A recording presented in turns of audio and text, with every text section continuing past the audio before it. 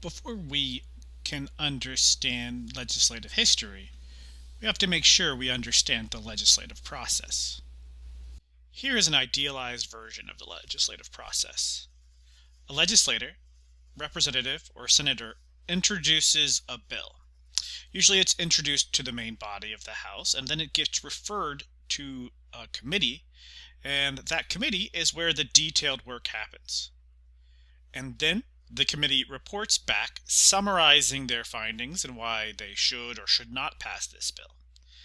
And the bill gets sent to the full chamber of the House along with that report. Then, based on the committee report and subsequent debate, the houses of the legislature will vote on it. And if they vote to pass the bill, it is sent to the executive, the president or the governor, who can then veto it or sign it. And that is a quick, idealized summary of the process.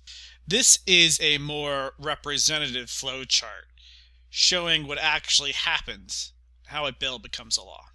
There are many twists and turns, and many people outside of the legislature have a lot of influence on how bills are shaped and whether or not they become laws.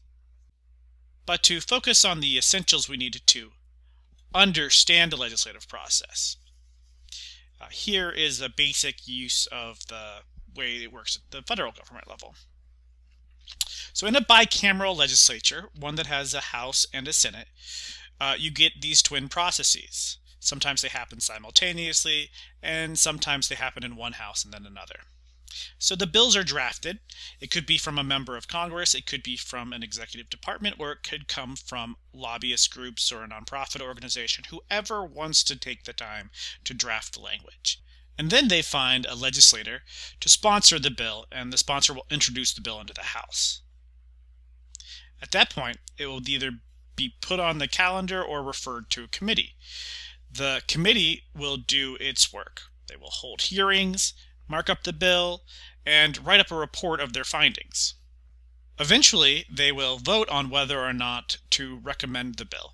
And they'll submit their report, and it will go before the whole House of the legislature for there to be debate on the bill, and then there will be a final vote in that House of the legislature. Then, if the language of the bill that passes the House and the Senate do not match, there will be a conference committee to resolve the differences, and then the houses will vote on any changes to the bill made by the conference committee.